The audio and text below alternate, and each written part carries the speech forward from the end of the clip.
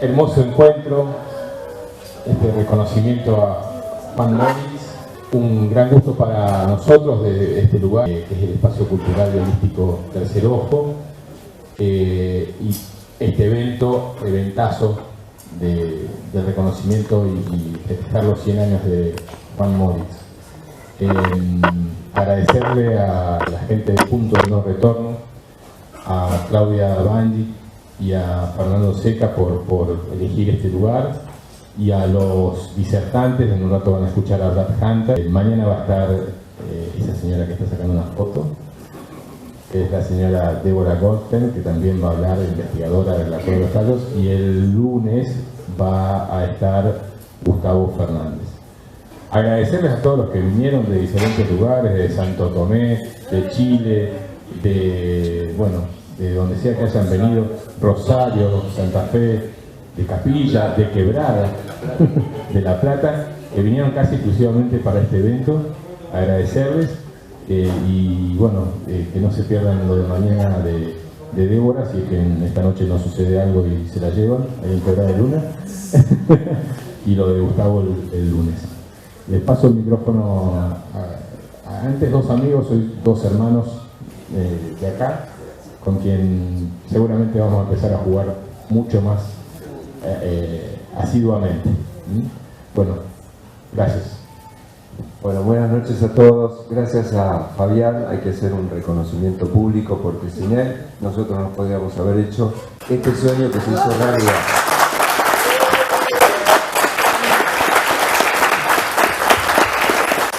Bueno, y también agradecer a todos los conferencistas que realmente le pusieron el hombro, se encontraron súper entusiasmados cuando desde el inicio Claudia planteó la propuesta de hacerle un homenaje a Moritz. El día 20 cumple 100 años y todo lo que nos trae eso, ¿no?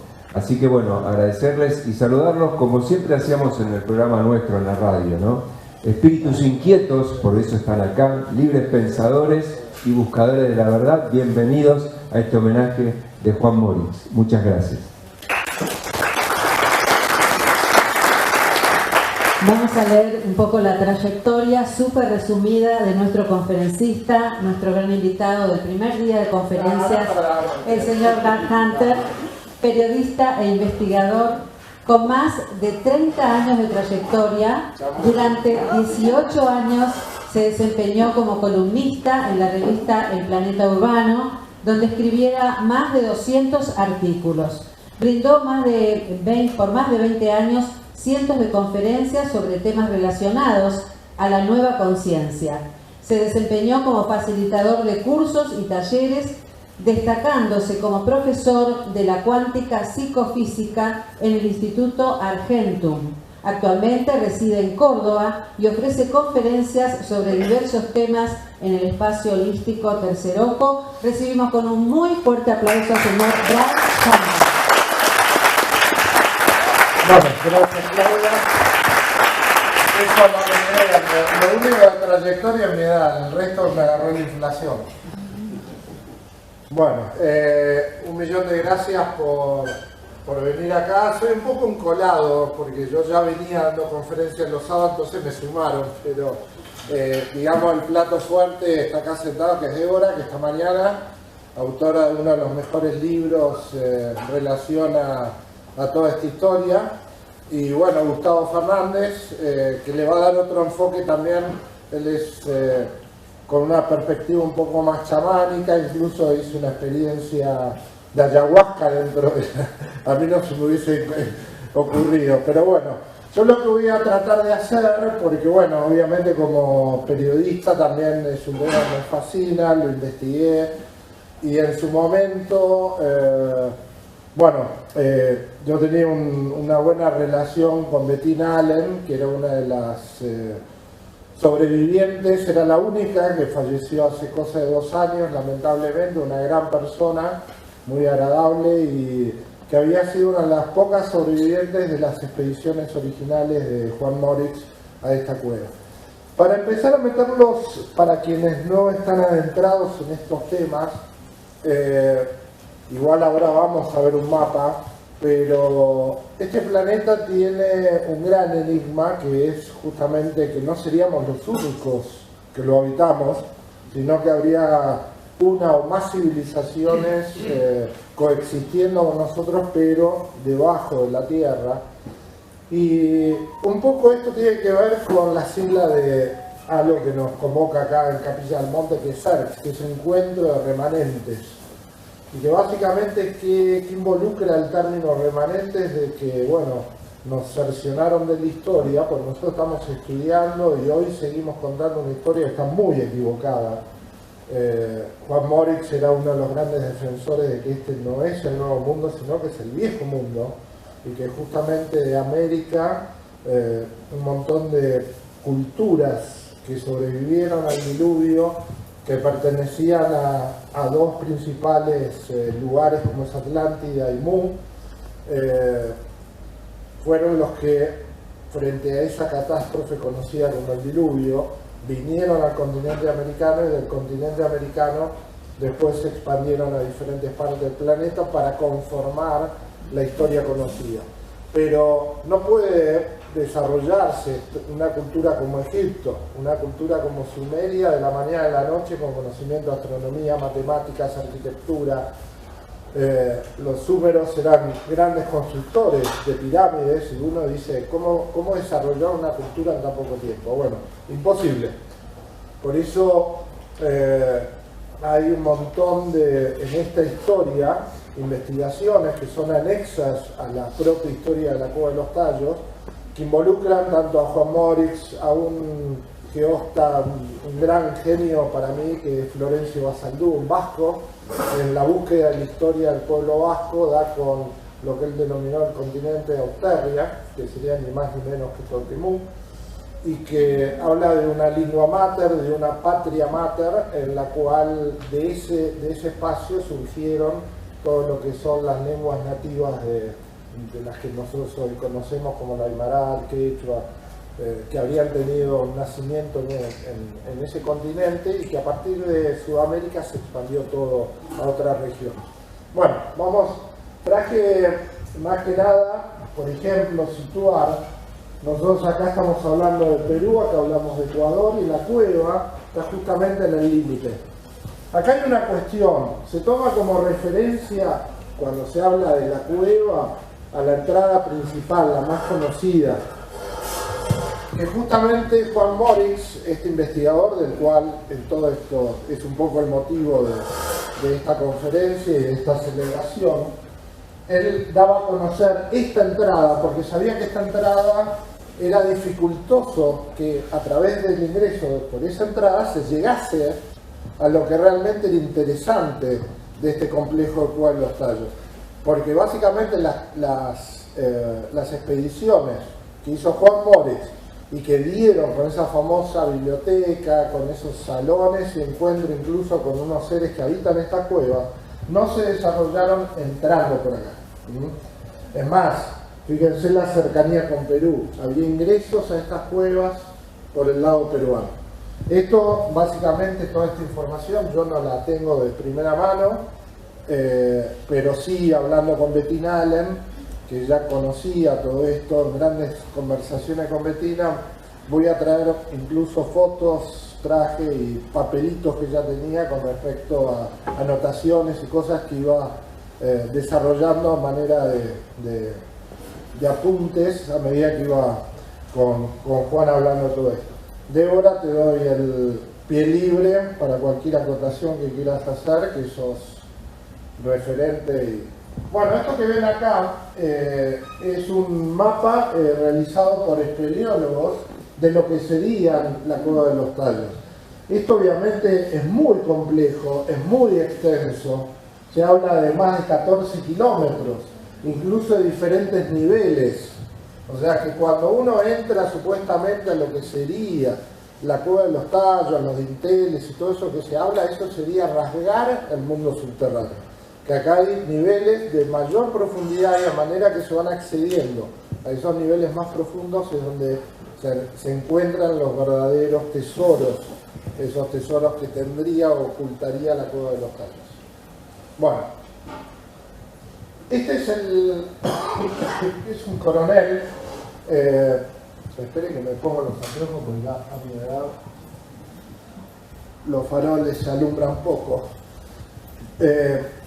Proañao es un coronel ecuatorial que habría sido el que primero da a conocer. Este sería el verdadero descubridor de la cueva de los tallos, que en el año 1876 creo que fue, es el primero que da a conocer esto al propio gobierno ecuatorial, y él consigue un financiamiento para después hacer otras expediciones. Pero esto es una referencia a quién sería el descubridor original, porque Morix sería un redescubridor. Se habla también de, ¿cómo se llama el otro descubridor que le atribuyen?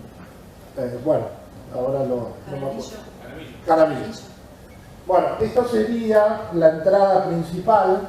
Esta entrada que Morix, como era un gran personaje iniciático y bien preservado, no confiaba en nadie.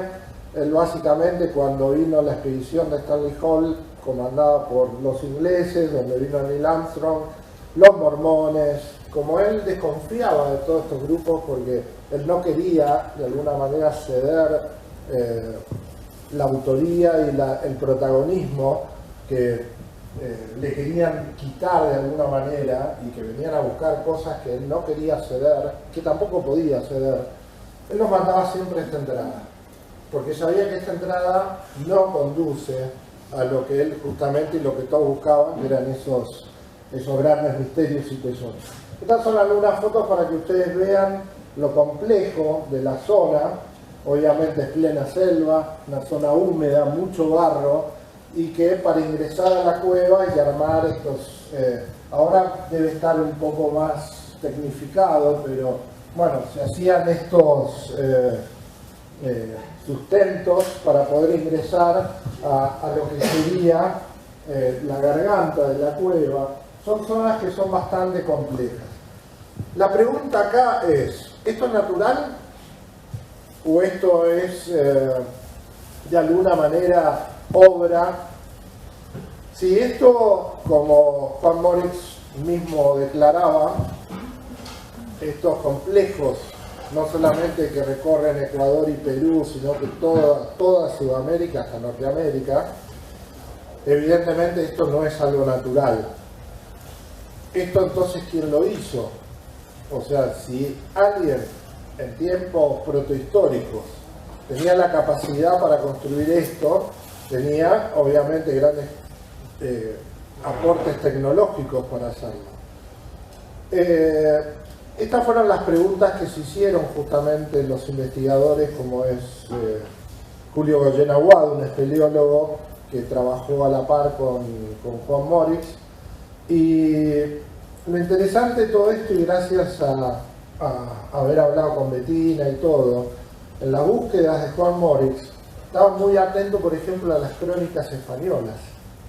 Y que básicamente en las crónicas españolas hay relatos de que estas cuevas existirían hace muchísimo tiempo. Y acá está la gran clave.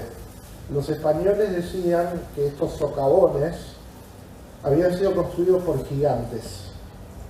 Y ahí es donde se empieza a unir esta historia con una historia que incluso figura en la Biblia, la existencia de gigantes.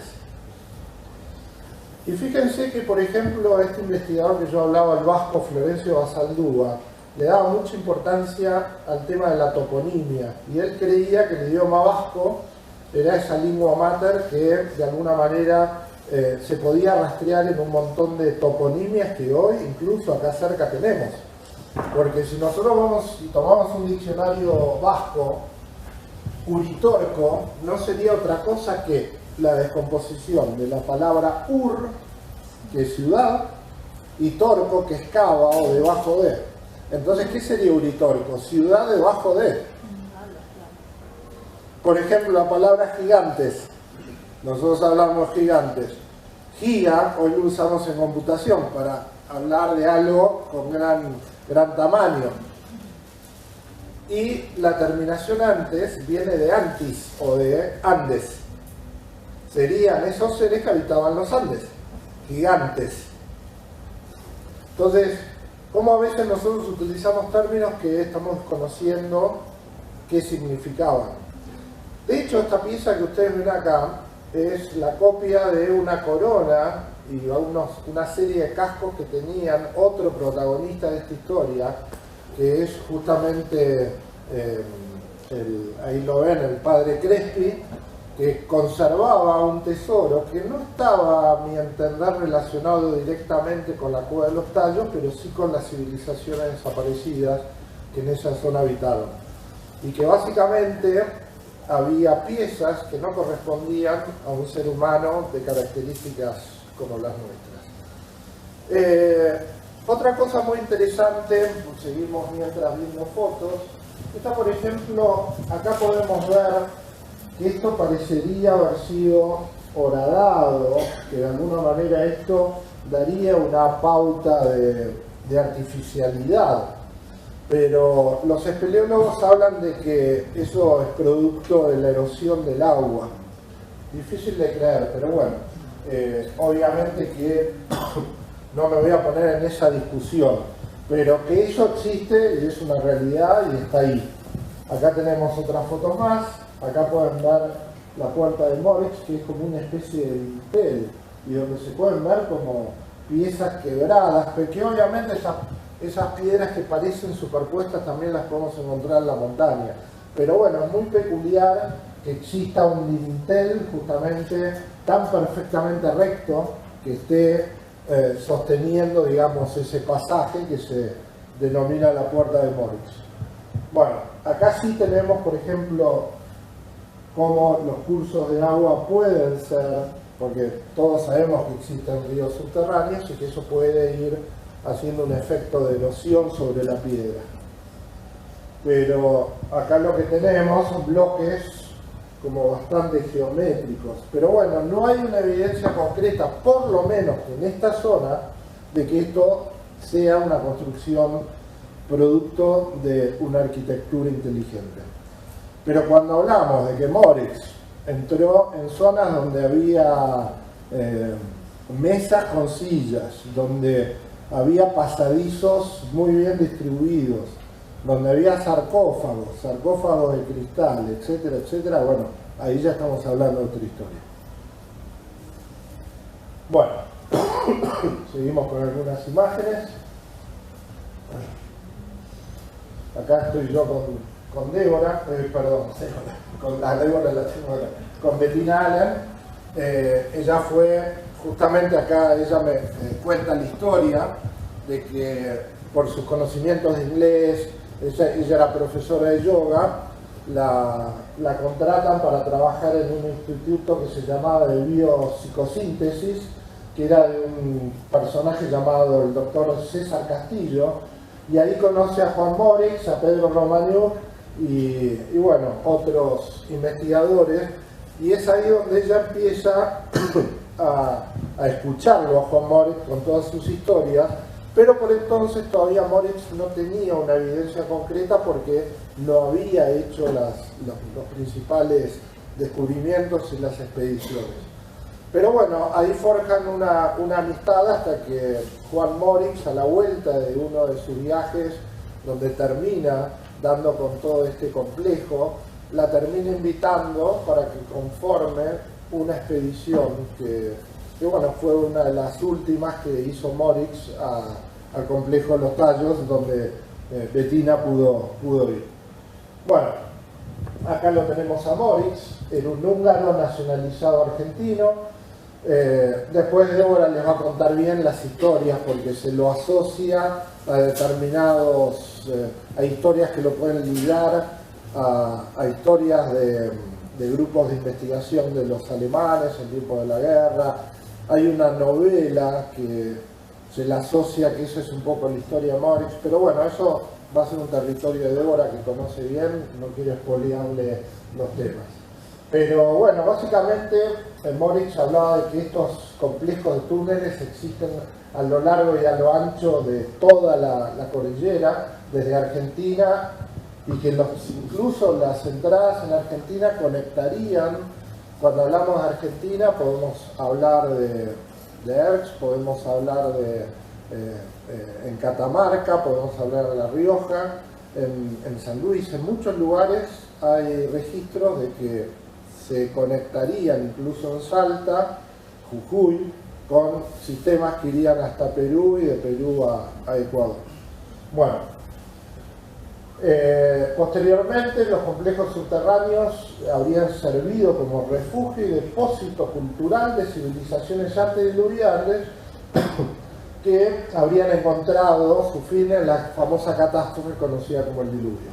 Que sabiendo que se venía eso, estas civilizaciones habrían justamente llevado todo ese tesoro cultural a estas cuevas como si fuese una especie, como ahora lo estamos haciendo con la famosa ese refugio de semillas del fin del mundo que existe. Bueno, esto sería un poco eso, atesorar todo eso, la verdadera historia de la humanidad, en un lugar bien seguro y resguardado. En su teoría, Moritz aseguraba también que existían unas 100 colonias subterráneas debajo de la tierra, conformadas por remanentes de estas culturas protehistóricas y enviados extraterrestres que habrían venido de alguna forma a asistir este proceso traumático que había vivido la civilización. Bueno, tanto la arqueología como la ciencia oficial son negacionistas, ni siquiera reconocen que hubo un diluvio, menos van a reconocer de que existen estos complejos y menos de que habría evidencias arqueológicas que podrían revolucionar la historia conocida.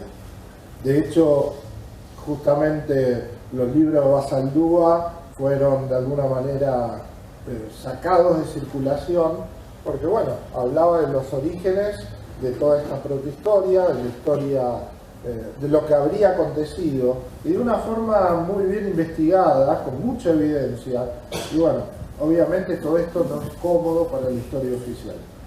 Imagínense que lo que hablan las crónicas españolas incluso hablan de que América se llegaba mucho tiempo antes de que Colón, que de hecho las famosas las minas del rey Salomón eran estos complejos, y que Salomón en los famosos viajes donde le llevaba a la reina de Saba los regalos y los grandes tesoros, los sacaba justamente de estas cuevas.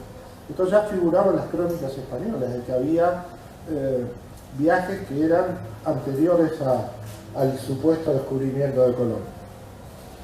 Bueno, lo que sostuvo Moritz también fue que la historia carece de una visión completa si no se integra una catástrofe global, lo que hablábamos recién del diluvio, acontecidos a comienzo del contexto histórico conocido, que sería más o menos hace 13.000 años, y que Sumeria emergió como una cultura madre de esa civilización moderna, y que las culturas asentadas en Oriente Medio y Europa aparecieron ya como culturas desarrolladas, pero sin ninguna, digamos, registro de un desarrollo. ¿Cómo puede ser que de golpe aparecieron con todas las maravillas que hicieron? Entonces esto es muy misterioso. Y de hecho, Juan Moritz, por tener un origen húngaro, él pudo rastrear en lo que se conoce como en la cultura Hun-Magyar un montón de similitudes dentro de lo que son las tradiciones húngaras con, entre otras cosas, el lenguaje. De hecho, Juan Moritz, cuando llega a América, se puede establecer comunicación con las tribus que de alguna manera resguardaban y habitaban las selvas en zonas de cercanía de toda la periferia de las cuevas. Bueno, él también sostenía que algunos grupos sobrevivieron al diluvio, que Sudamérica, sobre todo, fue epicentro de la dispersión postdiluviana del conocimiento y de la cultura. Que entre, bueno, 8.000 y 7.000 años antes de Cristo, llegaron a la Mesopotamia Baja en barcos hechos de madera de balsa, como son los que podemos encontrar en el Titicaca, que se encontraban solamente en América del Sur. Que Ecuador, los nombres como Sumir, etcétera, etcétera, bueno, son temas que se relacionan con la cultura de Sumer y también con la cultura magyar húngara. Bueno, la hipótesis Hun-Magyar Moritz creía que la cultura madre que aconteció en la historia actual y posterior al diluvio fue conformada por los remanentes que partían de diferentes partes del mundo y que grupos protomagiares sobre otros poblaron Europa. En un videíto que pasaron justamente los chicos antes de empezar esto, hablaba justamente un especialista también que es Javier Estañaro, y él hablaba de las sillas de manta. Las sillas de manta en realidad eran las sillas de los ley o los legisladores, de ahí viene la palabra ley, porque básicamente lo que se habla es que esto está en las tradiciones de la visura húngaras, de que había 24 colonias y que esas 24 colonias tenían un legislador que sería el que esto está en muchas culturas, de que había cabezas en cada uno de los éxodos que conformaron después la historia moderna, fueron comandadas por estos legisladores, y que esas sillas de manta asociadas al poder, a la política, incluso el bastón de mando, muchas tradiciones que hoy tiene la política sudamericana, estos tronos de poder, tienen que ver con estos legisladores, que básicamente tenían una propiedad que era la cabeza alargada, el alargue de cráneos, y que fueron estos legisladores, 24 legisladores que fueron la cabeza de cada una de las culturas, y que por ejemplo la palabra Egipto viene de Quito, que es asociado a Quito, y que básicamente Ecuador fue la cuna madre de la cultura egipcia. Por eso la relación de Egipto con Equitú. Y Equitú es una palabra que proviene justamente de estas toponimias que hablaba Florencio Basaldúa, que como eran culturas solares, se fueron al Ecuador porque era el lugar más cercano al sol. Ellos eran adoradores del sol. De hecho, los incas y un montón de culturas desarrollaban los emblemas del sol, lo personificaban, le ponían caras, y que eran básicamente tradiciones que hasta incluso la Orden del Sol, que recibieron San Martín, todas las órdenes militares sudamericanas tienen ese origen en común.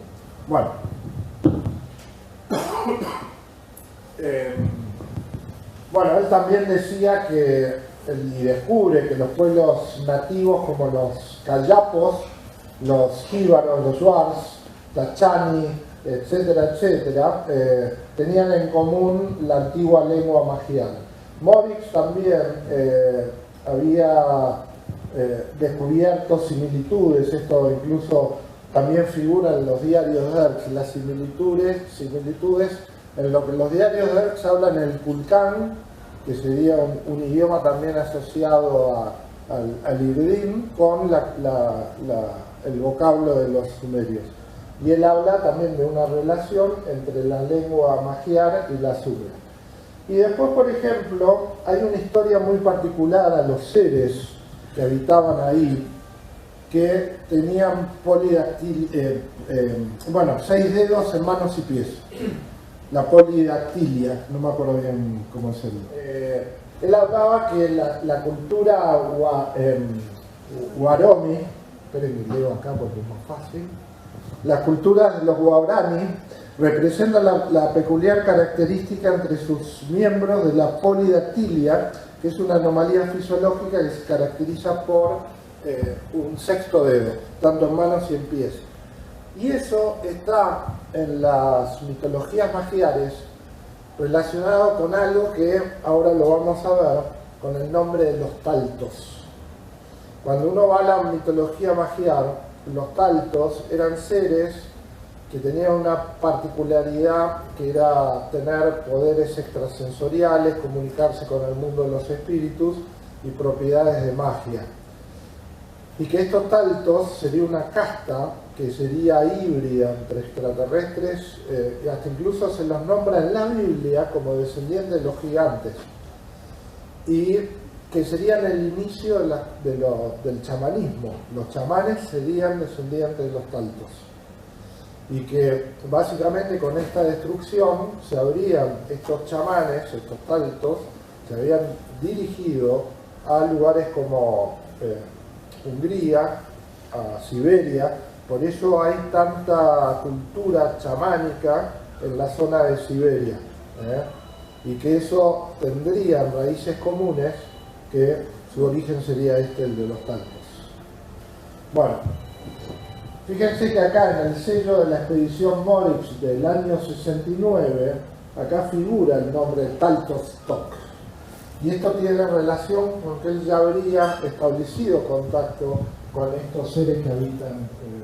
Lo que me contaba Bettina Allen era que los taltos son parte de esos seres que habitan la cueva de los tallos, serían los mismos seres mitológicos con poderes sobrenaturales que hace referencia a las tradiciones de los magiares, a los que se le atribuye el origen del chamanismo siberiano. Esta casta, que sería una casta sacerdotal chamánica, se le atribuye ser descendiente de deidades cósmicas cuya característica es la polidactía, como decía, los 6 dedos en manos y pies, y que esta tribu ecuatoriana de los guaronis, esperé que me meto un caramelo, tienen esa particularidad de los 6 dedos, y que, bueno, no se sabe muy bien, evidentemente habrían estado haciendo algunas incursiones en el mundo de superficie los taltos, porque, bueno, miembros de la grupa, de la tribu esta de los guaromis, presentan esta. Y fíjense que en un montón de, ¿cómo se llama?, de pictografías, en los ingresos al mundo subterráneo, nosotros podemos encontrar una mano roja, incluso de pies. Esto se lo puede encontrar acá en Talampalda y en otros lugares como la cueva de las manos. Entre todas las manos normales también hay manos con 6 dedos, y que básicamente esos lugares, lo que tenía Juan Moritz era conocimiento de poder rastrear a través de determinadas cosas en particular cuáles eran los lugares específicos para poder entrar en ese mundo subterráneo. Y uno de los sellos era esos espacios donde hay manos de 6 dedos. Acá podemos ver algunas representaciones de lo que eran la tradición chamánica de los taltos, que se trasladó para el lado de Siberia, y de hecho el famoso tambor chamánico habría nacido de esta cultura de los taltos, y esto se lo puede encontrar tanto en Siberia como en la cultura mapuche, el kultrum, y que incluso los dibujos que se le aplicaban a los kultrum son muy parecidos a los de la tradición húngara. Por eso es muy importante todo esto, y obviamente si hubo un continente, ¿a dónde saltaron? Y saltaron a toda la zona de Chile. Entonces, que parte de esos chamanes, esa tradición chamánica, la podríamos rastrear hoy en lo que son las machis, sobre todo porque era la tradición femenina chamánica de las machis en la cultura mapuche en Chile. Bueno, miren esto porque es muy interesante, porque esto está en la Biblia, Samuel 21:20, donde se asocia la polidactilia a los gigantes. Y dice así: y hubo guerra otra vez en Gat, donde había un hombre de gran estatura que tenía 6 dedos en cada mano y 6 dedos en cada pie. 24 en total, él también descendía de los gigantes. Biblia, Acá podemos ver esto que yo les decía, ¿ven? Los sellos, y que básicamente en las tradiciones,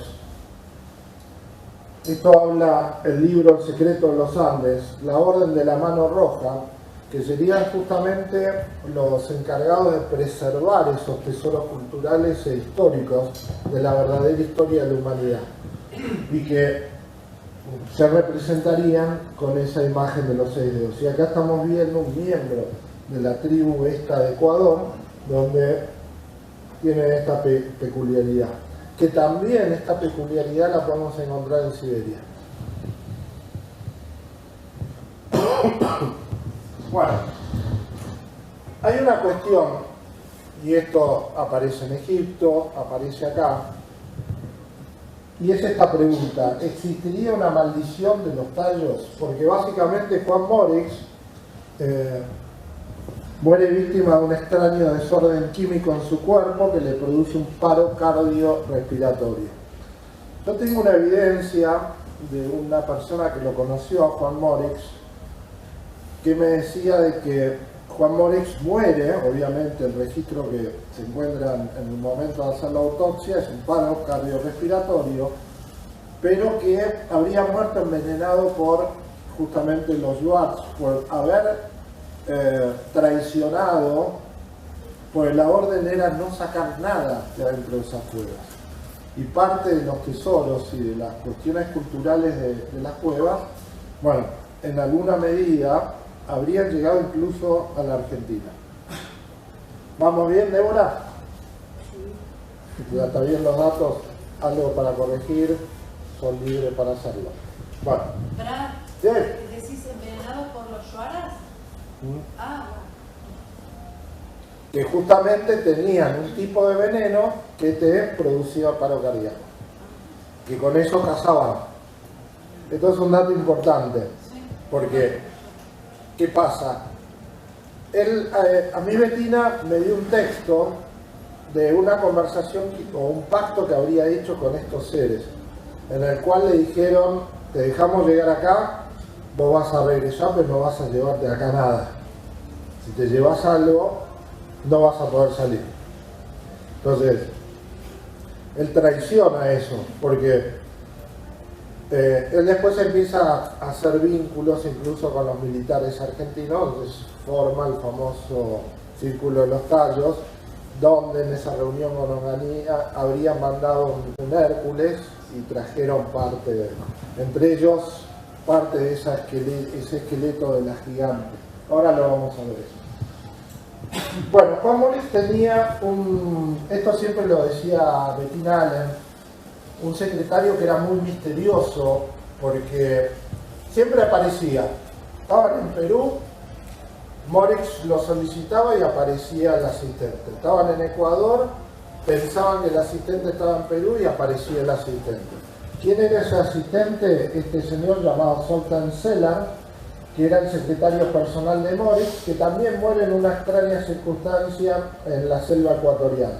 Julio Goyen Aguado, que lo tenemos acá en imagen, que era el espeleólogo que iba a la par de Morix, que muere en un accidente automovilístico en Mendoza.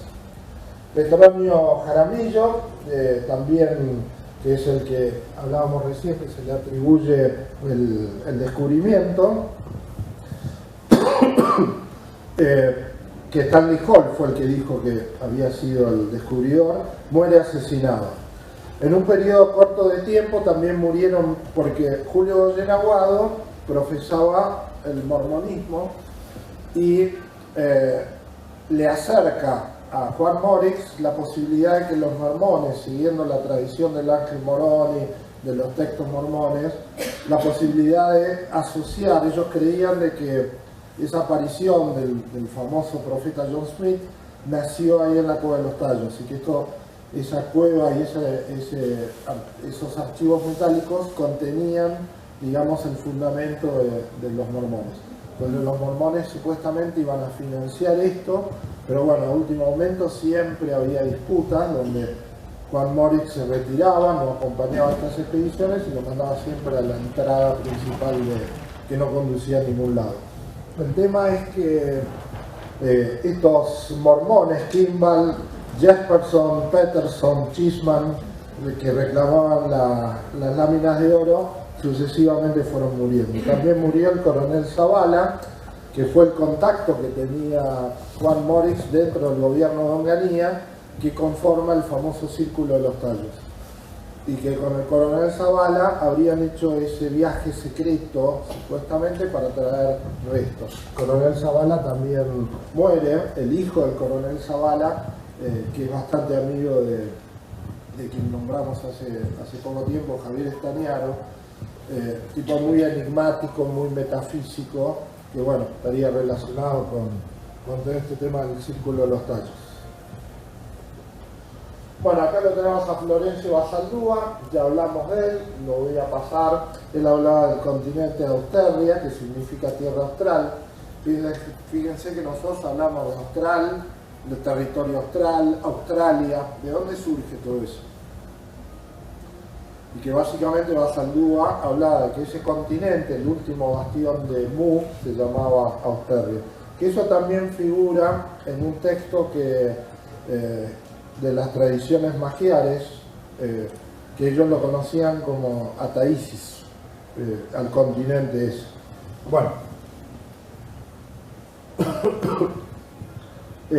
Otra cosa interesante que habla Basaldúa es que la raza roja, que básicamente la raza roja, cuando hablamos de los incas, cuando hablamos de los nativos norteamericanos, hablamos de la raza roja.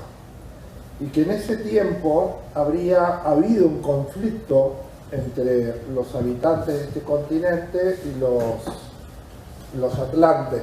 Los atlantes que ya habían, que estaban desarrollados altamente en tecnologías y que habían establecido una guerra con los habitantes de Mu, y que incluso los atlantes estaban mutando a los habitantes de Mu. De ahí viene la palabra mutación, que habían empezado a experimentar, a hacer degeneraciones. Por eso estamos encontrando también muchas transformaciones físicas en grupos étnicos en esta zona.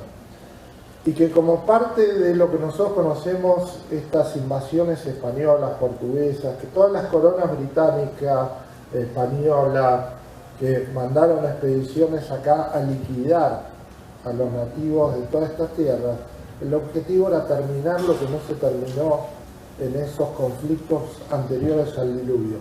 Vinieron con una orden precisa: lo que no terminó el diluvio lo vamos a exterminar nosotros. Por eso diezmaron a la raza roja como parte final de un conflicto que nosotros no lo entenderíamos si no entendemos qué pasó antes del diluvio. Que las coronas inglesas, holandés, todo lo que nosotros sabemos hoy como las monarquías, serían una proyección de esos poderes de la Atlántida, y que tendrían como objetivo venir a aniquilar a todos los remanentes de raza roja.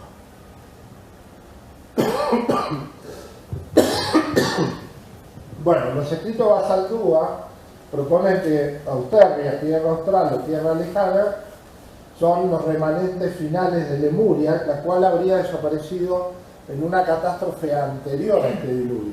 O sea, estamos hablando de catástrofes cíclicas.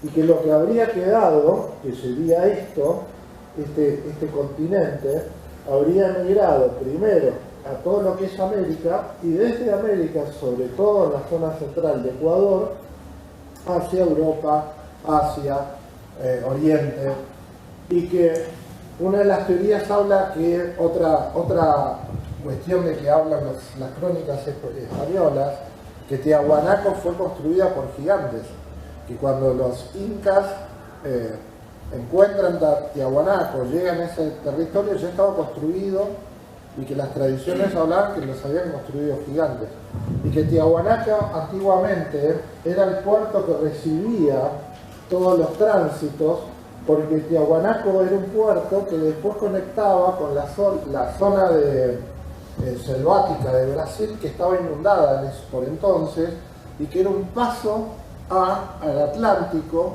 y que a través de ese paso selvático de Brasil, donde está hoy el Amazonas, se establecían tránsitos hacia Europa y también hacia la Atlántida.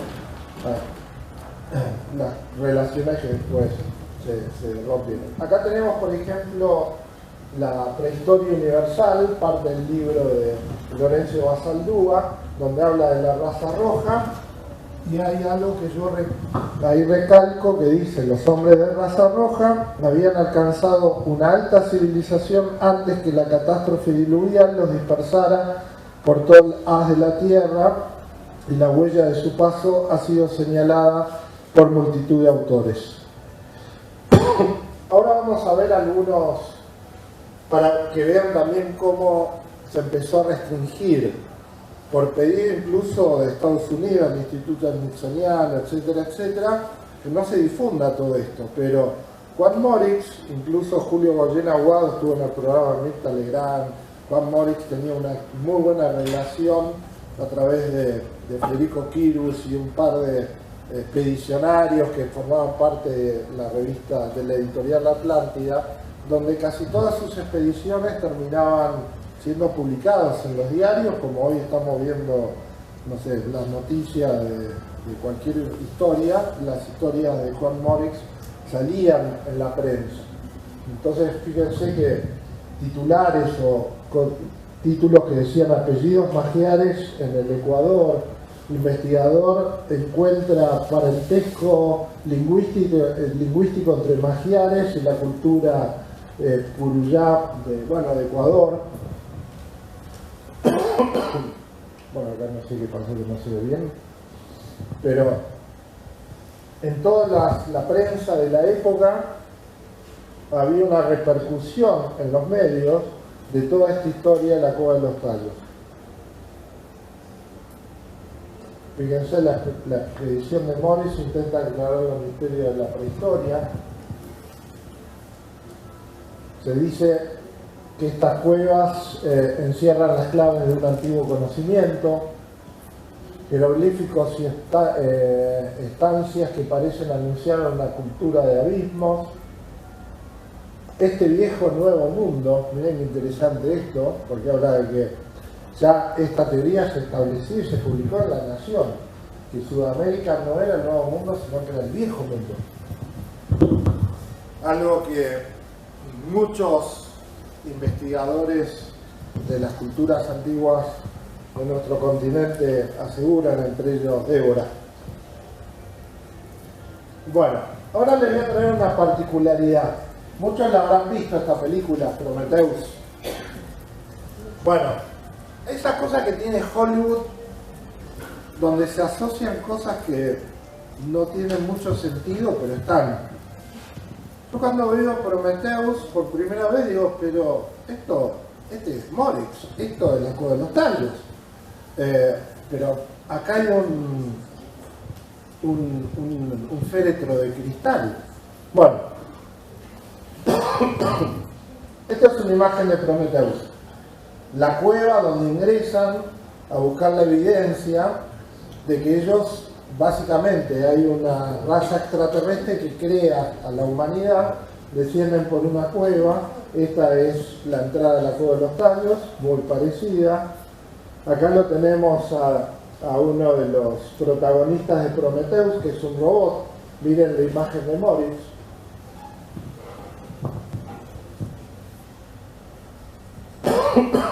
Y hay otra particularidad, que en Prometheus todo el tiempo aparece esta formación de estrellas como un vínculo de quienes nos crearon con nuestra raza. Y esto también lo podemos encontrar no solamente en Prometheus, sino un montón de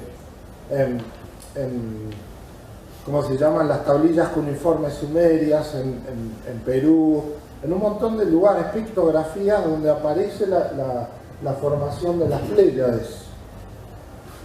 Incluso en el Cerro Colorado, donde yo estuve, también esto que acá lavaban, no, esto es las Pléyades.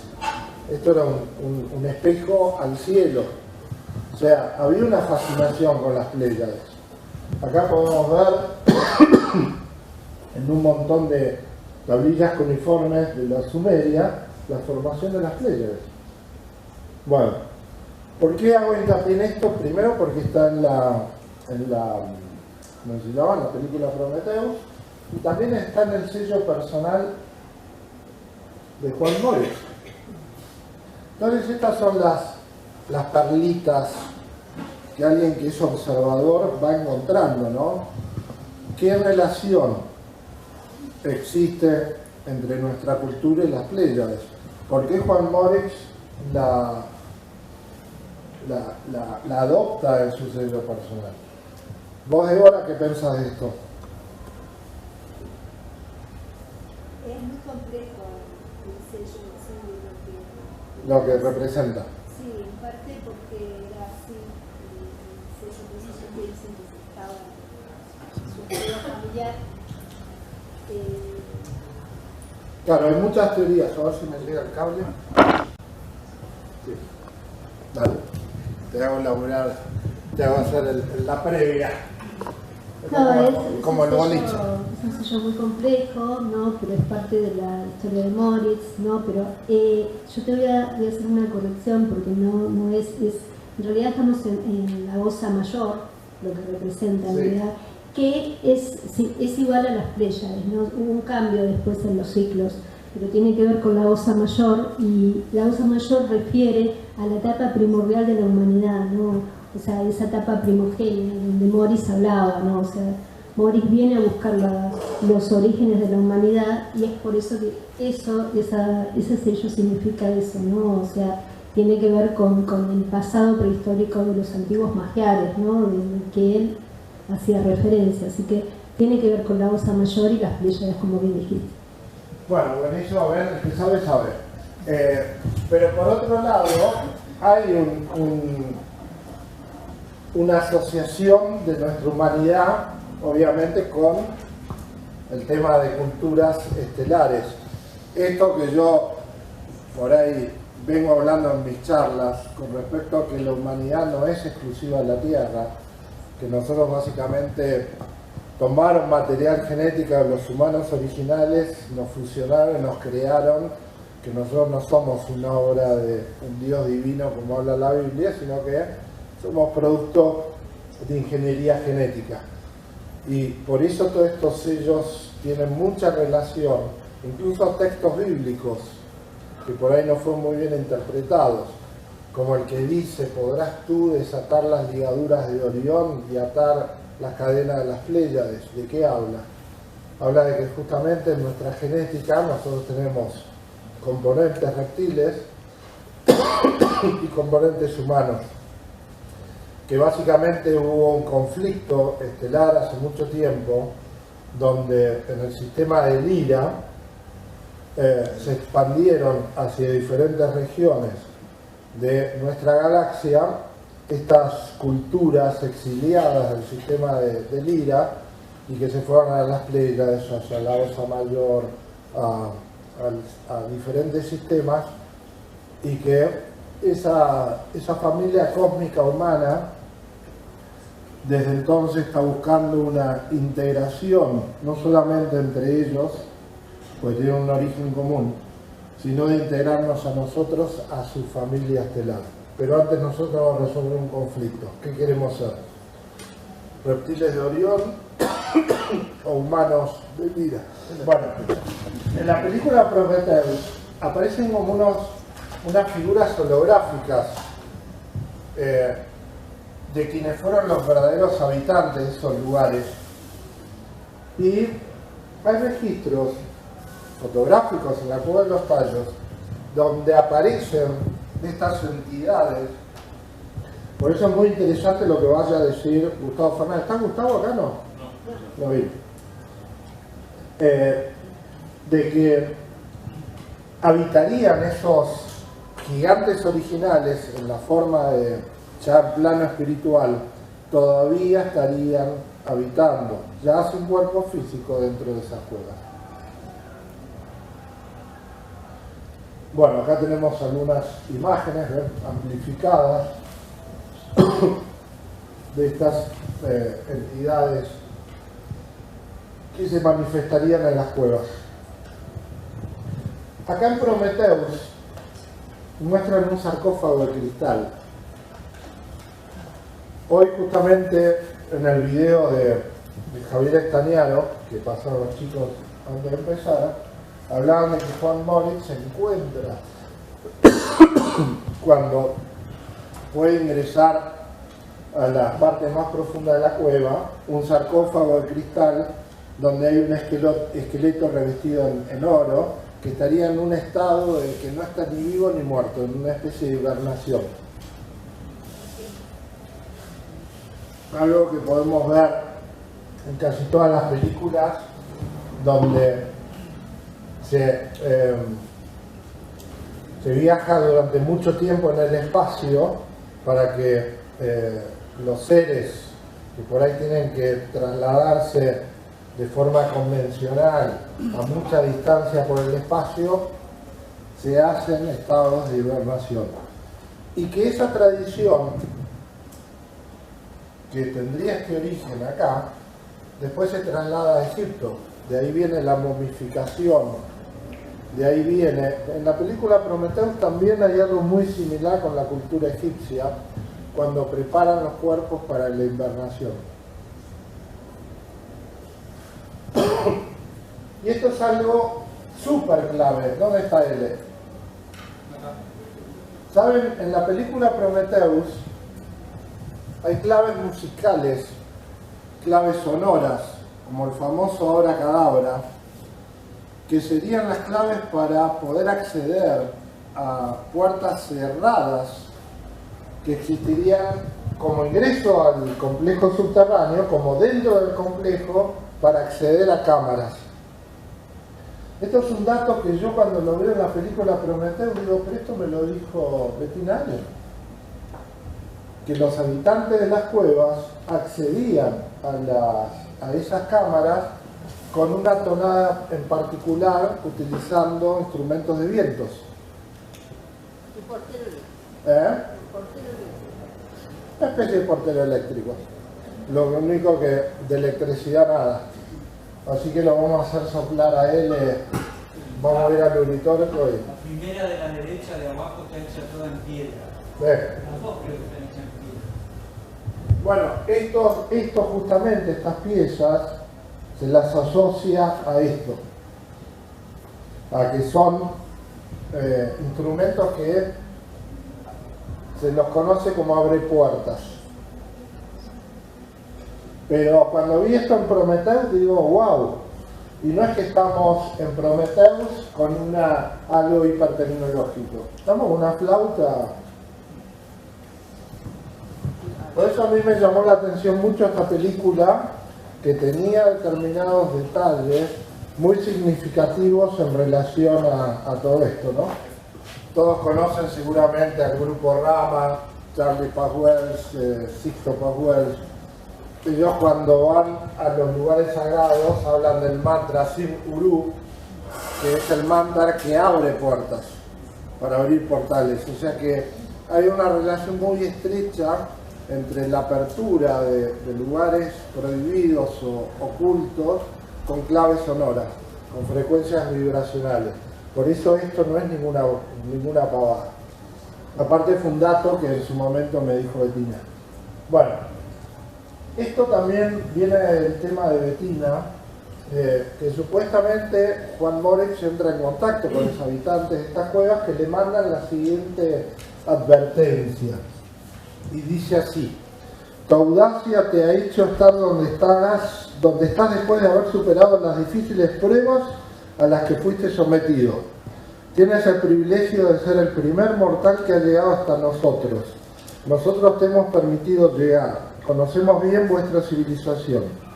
En muchas ocasiones os hemos ayudado, pero cada vez que hemos querido provocar un acercamiento entre vosotros y nosotros, los resultados han sido nefastos. No nos interesa de momento una relación con vosotros, pues no estáis preparados mentalmente y podráis sufrir daños irreparables. Toda vuestra historia y vuestra pasada y futura están en esos libros que hojeaste, la biblioteca metálica. Vuestro planeta ha sufrido grandes catástrofes provocadas por la codicia y la soberbia de los hombres. Nosotros tuvimos que exiliarnos, pero no estamos dispuestos a consentir que esto suceda una vez más. Algunos humanos privilegiados por tener una mente despierta conocen en secreto nuestra existencia, aún sin haber descendido a las profundidades. Vuelve con los tuyos. Encontrarás un camino de salida mucho más corto. No toques nada de lo que encuentres a tu paso, de lo contrario nunca regresarás a la superficie. Bueno, aparentemente la historia es que estos seres de golpe como que se fumaron y desaparecieron. Bueno, ¿qué habría ahí? ¿Cuál es la descripción de la Cueva de los Tallos? Una biblioteca compuesta de miles de planchas de metal, muchas de ellas en oro, que se encuentran almacenadas sobre estantes. Cada plancha pesa alrededor de 20 kilos, con grabados que tiene un tipo de escritura, simbologías, inscripciones, que la mayoría son lenguas aún no conocidas. Una segunda biblioteca de placas translúcidas, como si fuesen de cristal.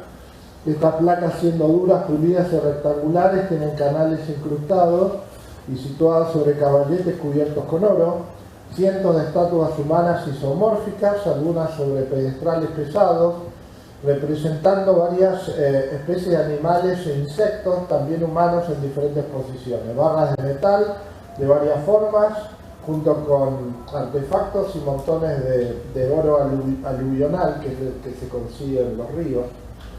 Instrumentos, herramientas y joyas, puertas selladas, posiblemente tumbas, cubiertas de piedras semipreciosas y un sarcófago hecho de material translúcido que contenía un esqueleto humano cubierto de oro. Bueno, estas son algunas representaciones que se hicieron con respecto a las bibliotecas. Creo que estas las hizo, ¿cómo se llama? El amigo Astañaro. Pablo Basterrechea. Bueno, acá vamos a un libro que tenía mucho interés Moritz sobre este libro. Esto me lo dejó Bettina. Que básicamente Gregorio García escribiera es un cronista misionero dominico. Estuvo 12 años como misionero en las colonias americanas, 3 en Nueva España, sur de Norteamérica y Centroamérica, y 9 en el Virreinato de Perú, en la región ecuatoriana de Palcas. A su regreso a España escribe la Crónica de los Indios.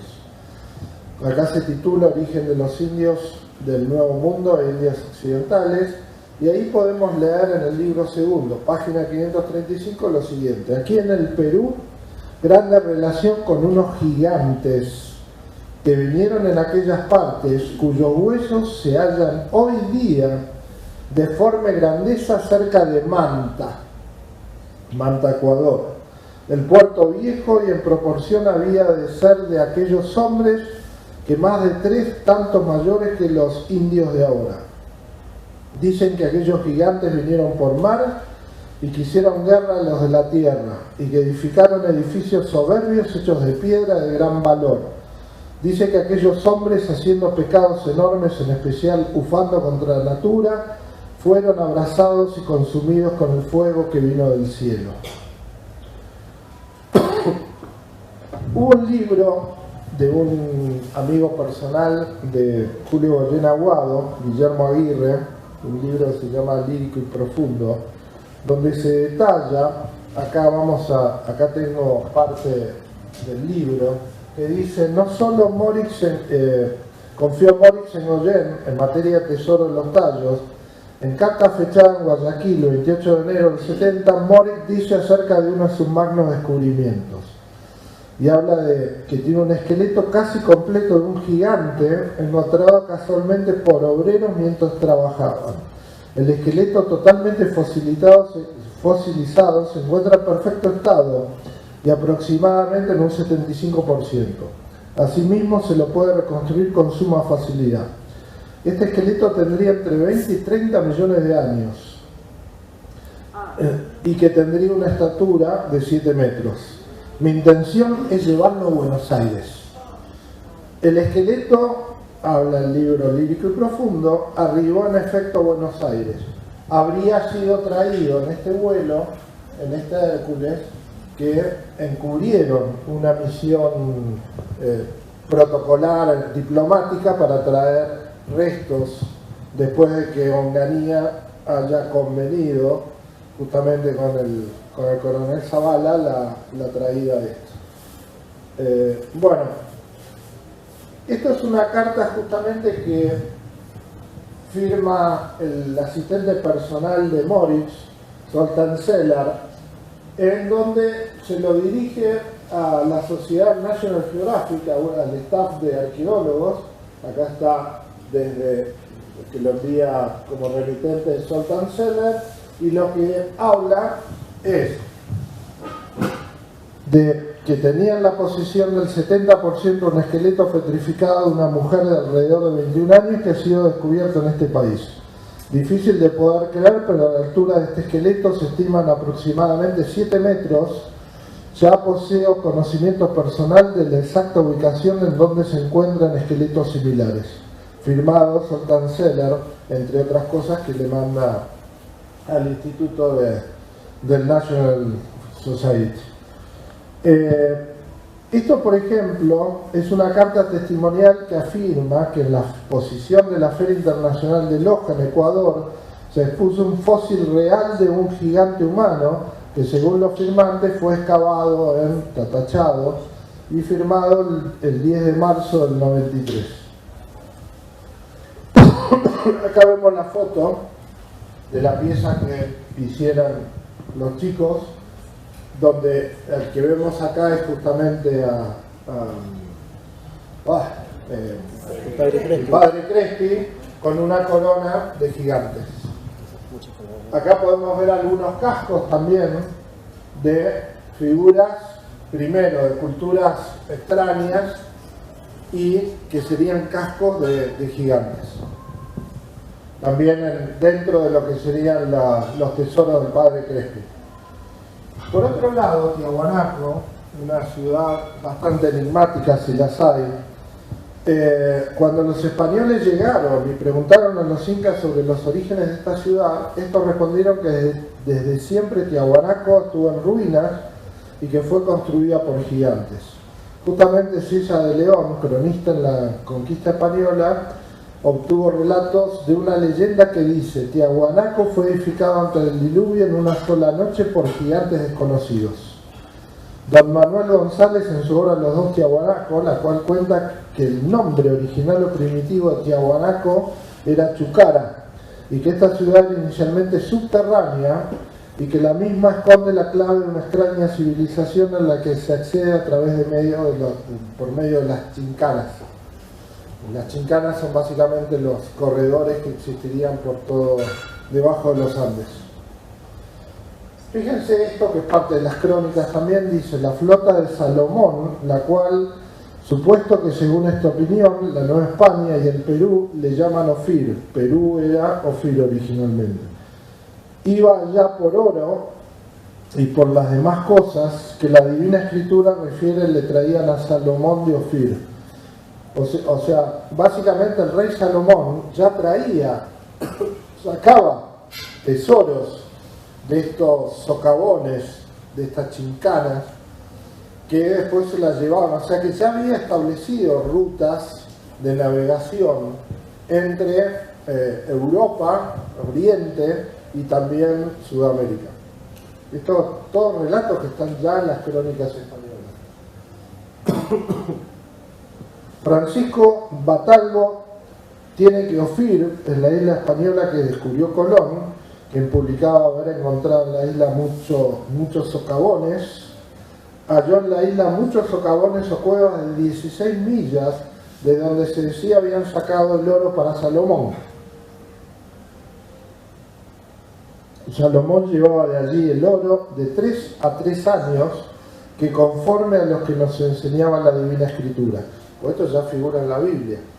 O sea, el hecho de que cada 3 años, en un lapso de 3 años, Salomón venían y buscaban tesoros. Esto es un antiguo mapa español de 1525, donde se detallan esto viene ya de la zona de Chile, Argentina, esto iría para Cusco, de Cusco se mete en la selva ecuatoriana. O sea, ya estaban mapeados de alguna forma. Fíjense que acá dice socavón del Inca, el Mar del Sur, acá habla de socavones del Inca, de tierras del Perú. O sea, ya había un conocimiento de que estos túneles existían, con artefactos y montones de oro aluvional que se consigue en los ríos, instrumentos, herramientas y joyas, puertas selladas, posiblemente tumbas, cubierta de piedras semipreciosas y un sarcófago hecho de material translúcido que contenía un esqueleto humano cubierto de oro. Bueno, estas son algunas representaciones que se hicieron con respecto a las bibliotecas. Creo que estas las hizo, ¿cómo se llama? El amigo Astañaro, Pablo Basterrechea.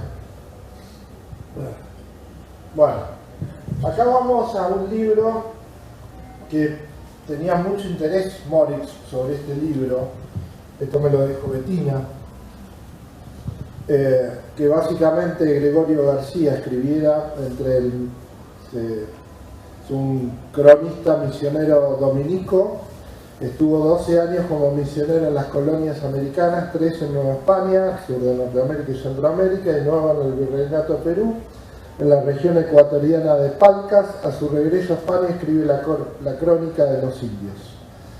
Acá se titula Origen de los indios del Nuevo Mundo e Indias Occidentales, y ahí podemos leer en el libro segundo, página 535, lo siguiente: aquí en el Perú, grande relación con unos gigantes que vinieron en aquellas partes, cuyos huesos se hallan hoy día de forme grandeza cerca de Manta, Ecuador, el puerto viejo, y en proporción había de ser de aquellos hombres que más de 3 tantos mayores que los indios de ahora.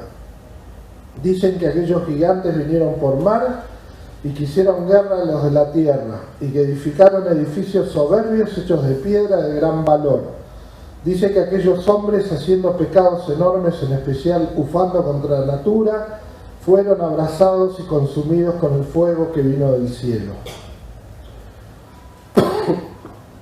Hubo un libro de un amigo personal de Julio Goyen Aguado, Guillermo Aguirre, un libro que se llama Lírico y Profundo, donde se detalla, acá tengo parte del libro, que dice: no solo confió Moritz en Goyen en materia de tesoro de los tallos.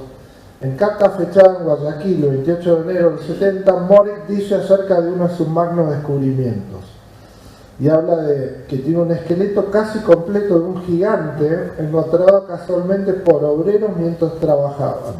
El esqueleto, totalmente fosilizado, se encuentra en perfecto estado y aproximadamente en un 75%. Asimismo, se lo puede reconstruir con suma facilidad. Este esqueleto tendría entre 20 y 30 millones de años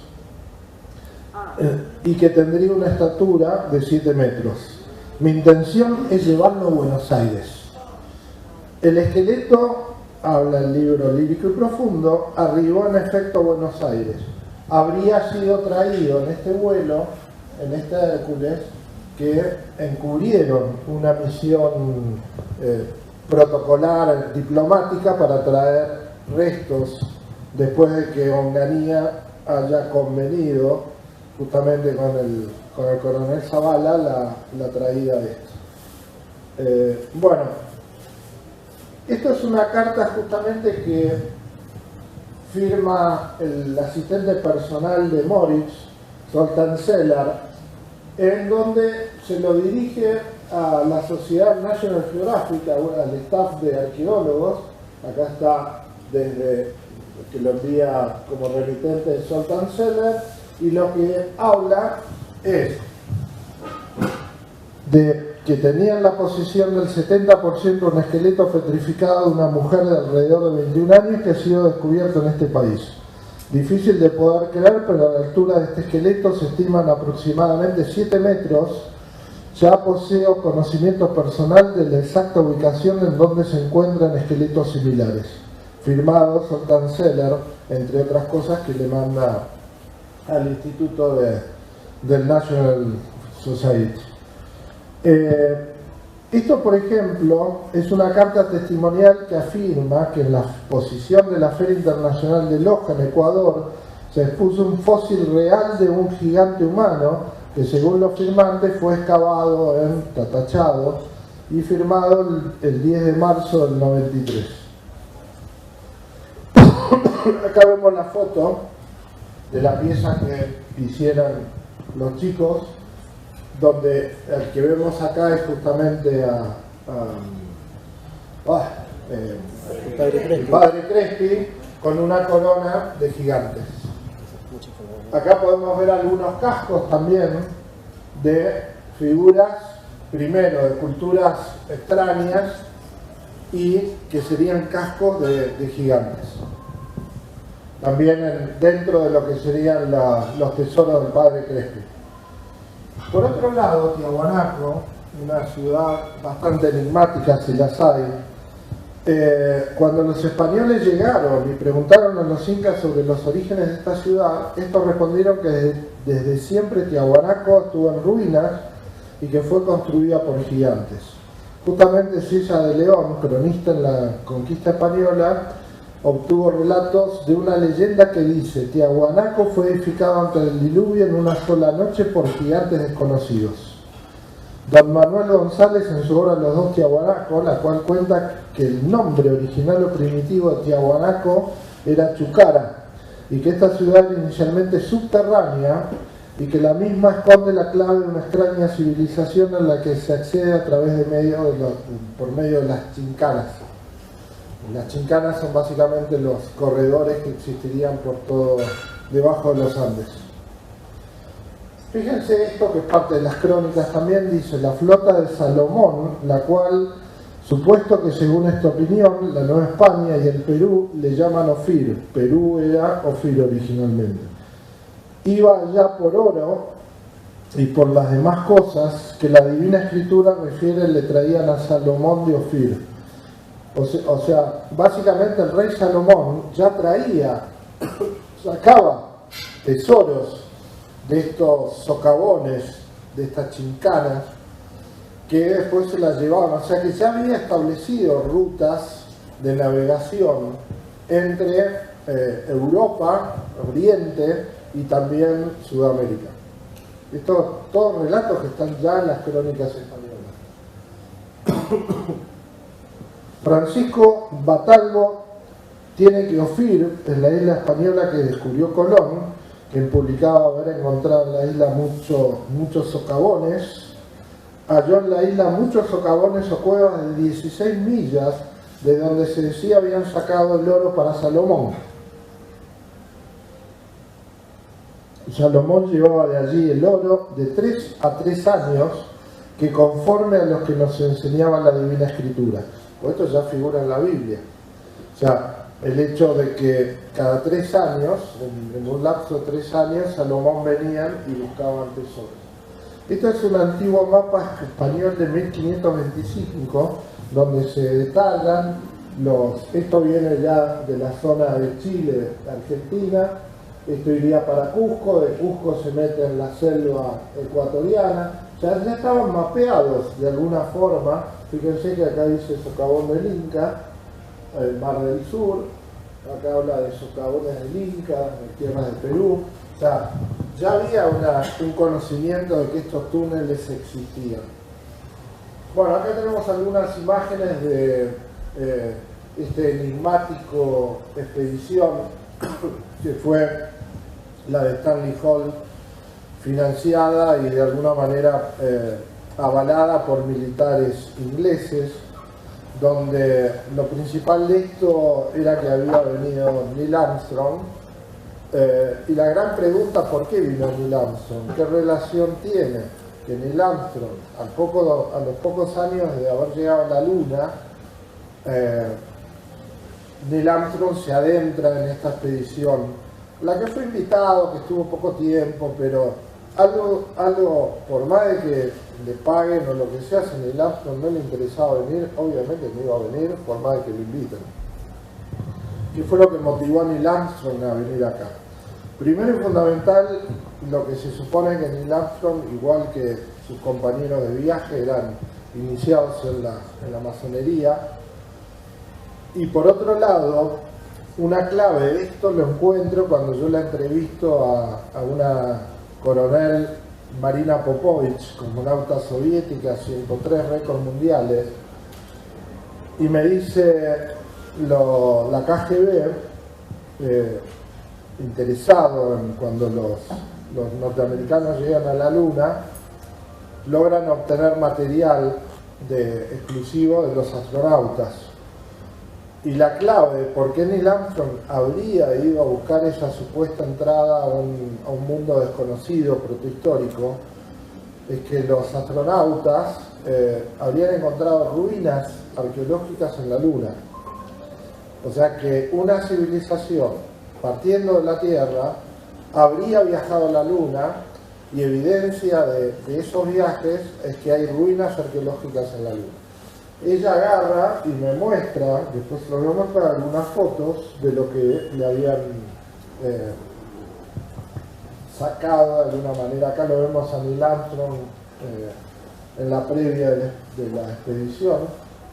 Fotos testimoniales para sumar a todo esto. Y acá están las fotos, ven que esto está en ruso, esto me lo dio Marina Popovich, de lo que serían construcciones, ruinas arqueológicas en la Luna. Hay un famoso documental que es trucho, pero que muestra un poco esta historia, que presentará J.J. Benítez y no a Mirlo Rojo, que justamente lo que hace ese documental es expresar lo que habría sucedido de que los astronautas se encuentran ruinas en la Luna. Entonces, el motivo por el cual Neil Armstrong se interesa es porque, bueno, quería buscar las respuestas de algo que había visto en la Luna. Acá la vemos a Bettina, cómo entrenaba Juan Moritz a las personas. De hecho, a von Däniken le dice que no a meterse. Von Däniken no entra en la cueva de los tallos, a pesar de que le presentaba una buena oportunidad y a través del libro El oro de los dioses fue que se hizo famosa la cueva de los tallos, porque básicamente decía que no estaba entrenado.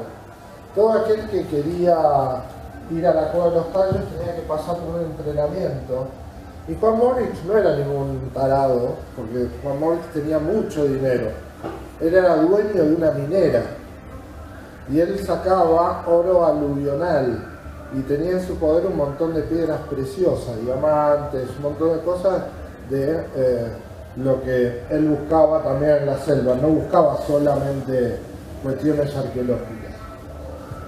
Esto que están viendo acá, Cueva de las Lechuzas, esto es una foto actual, nos habla de que esto sería un lugar clave por el lado peruano para el ingreso a las cuevas. De hecho, este es otro detalle que Juan Moritz le dice a Bettina Allen, que donde hay las montañas, donde hay entradas al mundo subterráneo, siempre tiene una particularidad, son mujeres que parecen dormidas. Esta es la foto original de Bettina Allen del año 84, es la entrada a la cueva de las Lechuzas, en el Parque Nacional Tingo María. Y acá podemos ver el cerro La Bella Durmiente, ¿ven? En el Perú. Esto sería una particularidad, esto en México, como en muchos lugares, en San Luis también, lugares que parece una mujer durmiendo. El hecho que acá, en este lugar, Juan Moritz tenía una especie de refugio. Acá la vemos a Bettina caminando, acá está parte del cerro de la mujer durmiente, y este sería el refugio que tenía Juan Moritz en el lado peruano, donde hacía estas reuniones. Este que ven acá es Sol Cancelar, el secretario de él. Allá está Juan Moritz, el de pelo blanco. Estos no sé quiénes son. ¿Vos sabés quiénes son esos de hoy?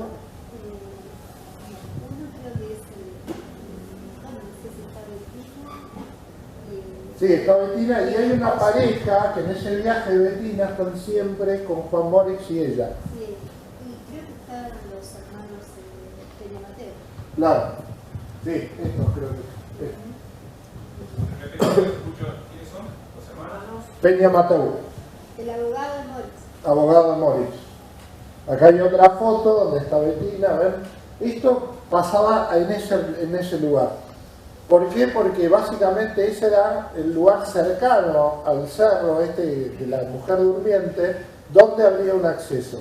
Aparentemente en ese lugar había como una cascada, porque una de las particularidades también que me contó Bettina, que las entradas a la cueva estarían ocultas detrás de cascadas, que había que atravesar esas cascadas y ahí estaban las entradas ocultas a la cueva de los tallos. Acá tenemos otra foto más testimonial. Y fíjense que para la época, esto era como tener una Ford Raptor, que es una Chevrolet Cheyenne del año 70. Esto era muy moderno, había que tener mucho billete para tener esa camioneta. O sea, Juan Moritz tenía efectivo. De hecho, acá vemos una tarjeta, Juan Moritz, gerente general, empresa minera Cumbrataza. O sea, él sabía cómo financiarse. Esta es una foto que tiene Bettina de una piedra con un montón de oro, incrustaciones de oro. Esto era todo porque es una zona muy rica. Cuando hoy me preguntaban de la famosa guerra de Chihuahua entre Ecuador y Perú, si tenía que ver con correr los límites por la Cueva de los Tallos. No, porque en Perú hay entradas también. Eso tenía que ver con minas de oro y diamantes que hay en la zona. Estas son algunas anotaciones de Bettina, justamente de todo lo que ella iba anotando en las conversaciones con Juan Moritz. Y acá hay muchos detalles interesantes para encontrar las entradas a la Cueva de los Tallos, a las otras entradas. Acá lo vemos a Bettina y a Juan caminando hacia una cascada, el manto de la novia. Ella me contaba de que todo el lugar donde veían una cascada iban a averiguar si se podía entrar, que había una relación estrecha entre las cascadas y las entradas al mundo subterráneo. Fíjense que acá, atrás de esta foto, de esta misma foto, ella escribe Camino a Cumbrataza, Cascada Manto de la Virgen, 9 del 84, Ecuador. Esta es otra particularidad que tenían Juan Moritz, que era el pacto de silencio. Lo que van a leer ahí en parte dice así: los abajo firmantes integrantes de la expedición a la cueva descubiertas y denunciadas en el Ecuador por el señor Juan Moritz, nos comprometemos a no formular declaración alguna periodística, radiofónica, televisada u otra forma de similar naturaleza, ni publicar fotografía alguna relacionada con la expedición, sus incidencias, los objetos preciosos existentes en el interior de las cavernas, la ubicación geográfica del lugar descubierto y en general respecto de todos los pormenores de la expedición. Les hacía firmar un pacto de silencio a todos. Bueno, esto que ven acá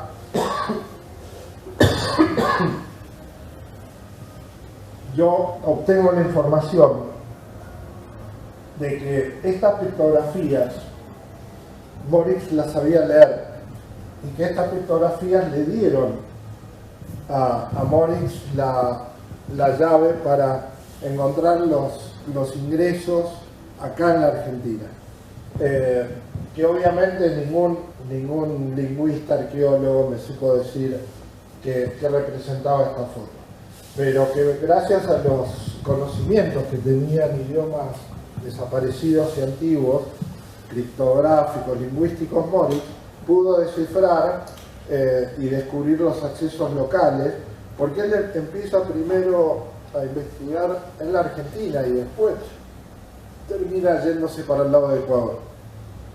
Bueno, acá tenemos otras imágenes de las cascadas que ellos, tanto en Colombia, en Perú, donde veían una cascada, la investigaban porque asociaban el tema de las cascadas. Esto mismo se puede ver en algunas películas, creo que en Indiana Jones, sí. De que también la cascada... La ciudad Z de Fawcett. Claro, bueno, esta era una gran clave, el hecho de... Por eso Bettina tenía tantas fotos de cascadas, porque bueno, lo que me decía era eso. Bueno, esto para ir terminando, es una historia periférica, ¿no? Pero más que nada por las fotos, porque estos son fotografías de Wendell Stevens, que es un militar de la Fuerza Aérea Norteamericana, que estuvo en el Comando Sur, que poco antes de morir estuvo en lo de Pedro Romaniuk. Todos le preguntaban sobre los ovnis, y yo le pregunté sobre esto. Pues yo ya sabía de que había estado en Ecuador, en lo del padre Crespi, bueno, buscando, porque supuestamente esto, hoy no hablábamos con Débora, que no es cierto, pero bueno, vale la pena mencionarlo, de que él lo presenta en un libro, Los tesoros ocultos de Hitler, que decía que el padre Crespi tenía en su poder pinturas y material que había sido incautado por los nazis. Y relacionado al padre Crespi, que había sido fugado de Europa con cosas que correspondían a los tesoros nazis, que Bormann estuvo en Ecuador, etcétera, etcétera. Pero bueno, lo importante acá, lo bueno son las imágenes, pues son imágenes poco conocidas del padre Crespi, y lo que era el lugar donde guardaban los tesoros. Acá lo vemos a Wendell Stevens, de joven, padre Crespi, la mujer. Ahí lo vemos con el padre Crespi mostrándole algunas imágenes. Pero bueno, esto es anecdótico, porque bueno, él relacionaba que Bormann estaba en Ecuador y que había una relación del padre Crespi con Bormann, pero bueno. Esta es una foto también que me la dio Sixto Paz. Aparentemente a Sixto lo dejan entrar al banco porque cuando muere el padre Crespi, lo principal del tesoro desaparece. Algunos dicen que se fue al Vaticano, bueno, no me extrañaría.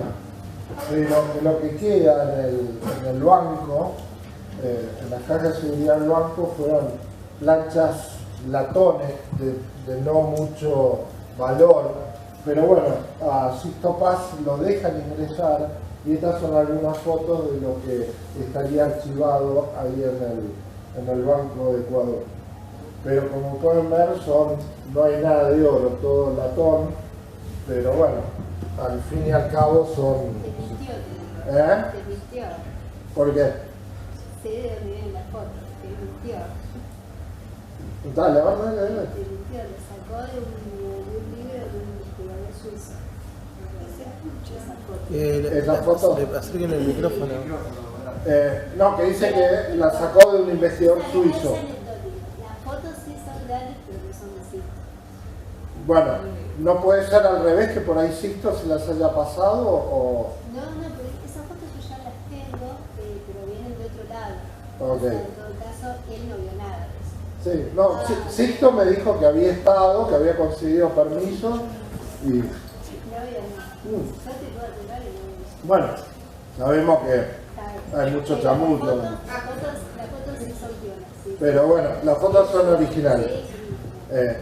Pero lo importante acá, como anécdota, no importa el origen, acá Débora está, y obviamente es una palabra más que autorizada, yo confío en Sixto. En realidad esto es parte del museo, o sea, parte de lo que tenía la iglesia, o sea, la iglesia cuando muere Crespi hace un desastre con toda la colección, hecha porque dice que son todas copias, que no sirven para nada. Entonces se deshace y muchas de estas cosas quedaron ahí en el limbo. Sí, O sea, quedaron desperdiciadas en el limbo. Algunos las tiraban, algunos lo ponían para preparar la iglesia, hicieron por el verdadero desastre. Incluso antes de morir, Crespi, que estaba un poco lúcido, estaba hablando como se creía, les pidió por favor que no deshicieran el museo, cosa que no le cumplieron. Así que bueno, pero estas fotos habla de eso, ¿no?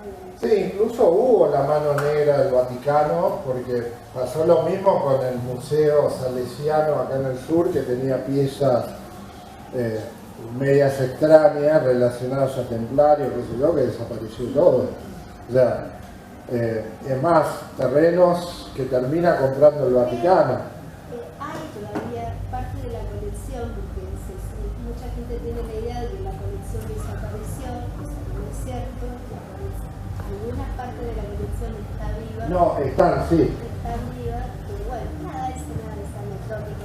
Está bien. Bueno, sí, básicamente quienes no escucharon lo que dice Débora, que no es que se perdió, o sea, lo que estaba junto y reunido en la parroquia del padre Crespi se termina diezmando, porque parte va al banco, otra parte se cree que los salesianos hicieron un arreglo con el Vaticano y eso fue, como siempre hacen las órdenes religiosas, ocultar. Algunos hablan también de que algunos privados pusieron plata. Eso consta incluso, acá está, esto que ven acá es un documento que en este documento se habla un poco de eso, de que hay piezas que incluso a través de donaciones particulares que se acreditaban como coleccionistas con fines de escudriñar, investigar todo, pusieron gran cantidad de plata a la orden y se llevaron piezas. O sea que hay un desastre, como dijo Débora, se hizo un desastre de que todo esto que se tenía que cuidar como parte de un patrimonio, de una historia perdida, que terminó diezmando y yéndose para cualquier lado. Así que bueno, ¿alguien tiene alguna preguntita? Con esto ya... ¿No hay nadie? Sí. ¿Qué pasó con el esqueleto ese Bueno, nadie sabe. Acá lo que pasó fue que el famoso círculo de los tallos se conforma como una especie de sociedad secreta, donde determinadas personas, no voy a dar nombres ni nada, pero se arma un grupo que, como si fuese una orden templaria, para ponerle un tema, de resguardo del secreto de ciertas cosas que se trajeron acá en ese vuelo famoso que partió del Palomar en un Hércules y que fueron a Ecuador y que trajeron cosas. Muchas de esas cosas fueron a cajas de seguridad. Empezaron a aparecer, una vez muerto Moritz, supuestos hijos que reclamaban acceder a esas cajas de seguridad. Pero bueno, había ya evidentemente un pacto donde el grupo de los tallos se hizo no solamente de un gran secretismo, sino que encanutaron esto. ¿Dónde está hoy? No se sabe. El hijo del coronel Zavala es un personaje bastante esotérico, místico. Bueno, tiene un blog detrás de lo aparente, donde, bueno, es como que tiene un montón de información que cualquiera de nosotros o alguien no iniciado